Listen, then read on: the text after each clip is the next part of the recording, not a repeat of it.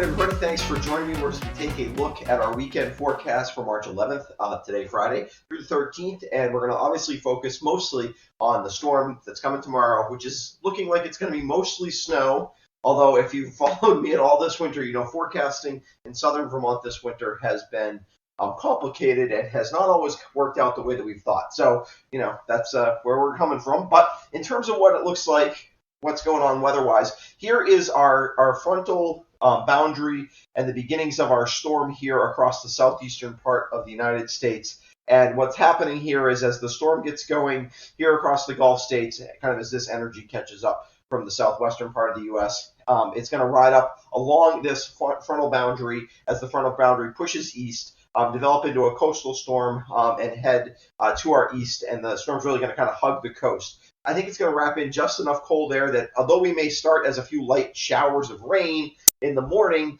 or by late morning, but when the heavier part of the precipitation gets in our way, will be mostly snow for most areas, except for perhaps right along the Connecticut River Valley. So in terms of snowfall totals, I do have a map for you later on. We'll take a look and see what that's going to entail. But as we take a look at satellite imagery, you can see our pieces of our storm starting to come together. Here's really the beginnings of our storm, where it's going to develop along the front as this swings through. We do still have this piece of energy here, which was the Arctic energy that we talked about yesterday, that's starting to also, that'll come together as the storm really gets going here over the East Coast. The storm is going to develop rapidly, although the storm is going to move quickly, which is going to keep us from getting a real big snowstorm essentially here across the East Coast. It's going to the storm's going to zip right out to sea. So even though it is going to snow hard for a bit, and we are going to get some decent snow totals, that's going to keep us from really being able to get the kind of snow totals that the storm, at least of a storm that's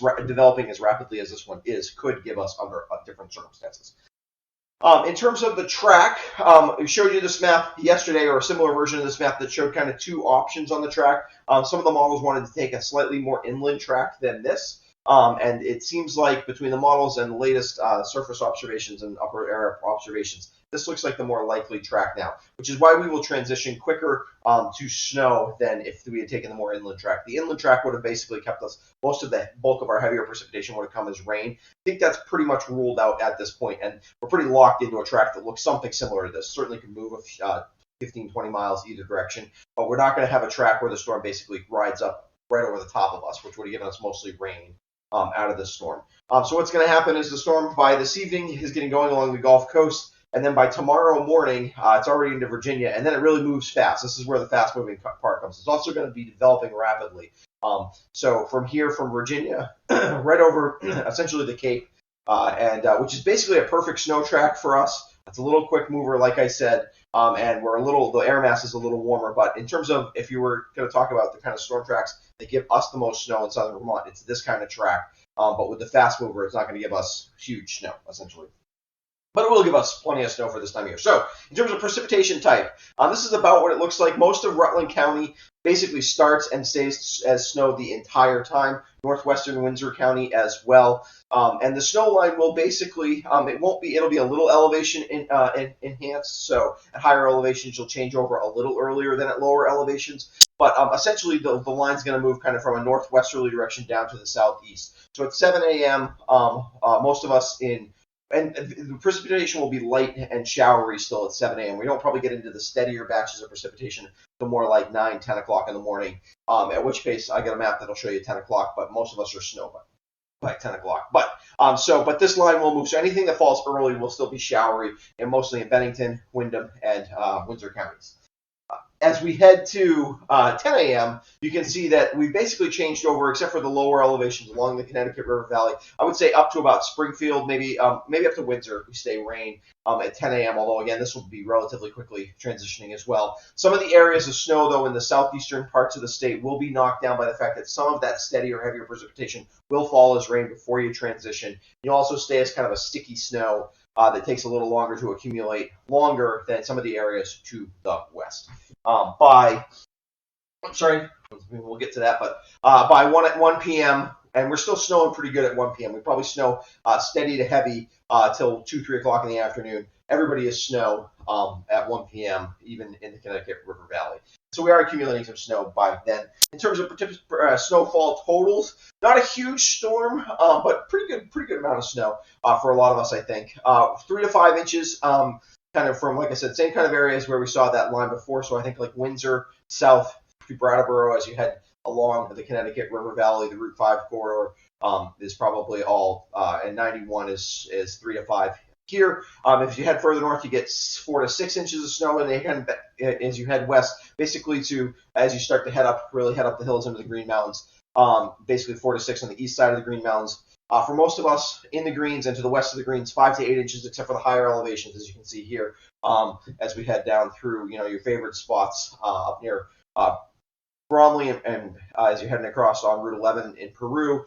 Snow Valley in Winhall certainly would be a place you'd expect 7 to 10 inches. The ski areas, I think, will get 7 to 10 inches out of this. Might even see a couple ski areas get a little bit more than that. Probably best spot to do best snow-wise from the ski areas, probably I would say like a place like Killington probably actually does best out of this. I wouldn't be surprised if they got a foot of snow. Most of the ski areas, though, even down to Mount Snow, I think they do probably at least 8, 9 inches of snow, maybe 10 at Mount Snow, and a place like Okemo probably like about maybe 10 or 11 inches of snow. So, and then along the Route 7 corridor on the western part of the state, 5 to 8 inches again, as little slightly warmer temperatures, even though you'll change over to snow earlier, keeps the snow totals down, kind of compacts the snow a little bit more in those areas. In terms of the details, precipitation starts between 5 and 7 a.m., ends by 10 p.m. Transitions from rain to snow northwest to southeast. Everyone is snow, I think, by 11 a.m.-ish. Snow will start sticky but transition to light and fluffy snow, and that combined with the fact that winds will be gusty but not crazy gusty, 30 to 40 miles an hour. I don't think we're going to have any issues with power outages, which is nice after we've had several of those over the last few weeks. So no issues with power outages with this storm, thankfully. In terms of your weekend forecast for the rest of the weekend, today's a really great day to get outside, 44 degrees for a high on average. So if you can get out there and enjoy outside today, it'll be nice. It'll feel spring-like. We cool back down tonight, but not a lot. Clouds start to really roll in late this afternoon, and certainly by overnight tonight, we're cloudy. Temperatures really only get into the mid-30s. That's why we're going to start as rain. We're 35 or so to start the day tomorrow, but we'll fall back into the 20s as the light rain, transitions to heavier snow heavier snow through the afternoon. So the worst travel times I would anticipate is anywhere from about 10 a.m. To the heaviest snow wraps up by 4 or 5 o'clock in the afternoon. So it's going to be basically a daytime issue. The roads will be worst in the afternoon on Saturday. A few light flurries basically left over Saturday night. It gets cold and windy behind our storm, with temperatures falling all the way down to 7 degrees or so by overnight. We could clear out late on Saturday night. As we head into Sunday with mostly sunny skies, we'll have a few clouds around still. It'll be windy. So potentially if you want to ski on Sunday on the powder, just be aware you could have some wind holds, would definitely be a possibility on some of those, on the chairlifts that often have wind holds. So if you ski regularly at a place, you would know where those would be.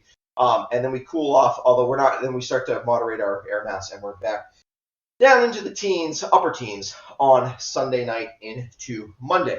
So that's what the forecast looks like. I will be back probably tomorrow morning with a last look at the forecast for our storm as it comes in. And if you have any questions today during the day, I'll be in and out, but you can send them to me on social media, and I'd be happy to try to get answers to you. Otherwise, thanks for watching my forecasts. If you haven't subscribed to my YouTube channel before, I would encourage you to do so and make sure that you don't miss any of my forecasts. Also, if you're interested in supporting my channel financially, you can join my Patreon page, and there are some benefits that come with that. I do a forecast every Wednesday, an early look at the weekend forecast every Wednesday for my patrons. Also, there's a patron level where you can get my forecasts emailed to your inbox, so you never have to search for them. And also, there's one where I do an extended forecast on Wednesdays as well for a 10-day forecast. All right, thanks for joining me, and I'll be back tomorrow morning with a last look at this storm's forecast.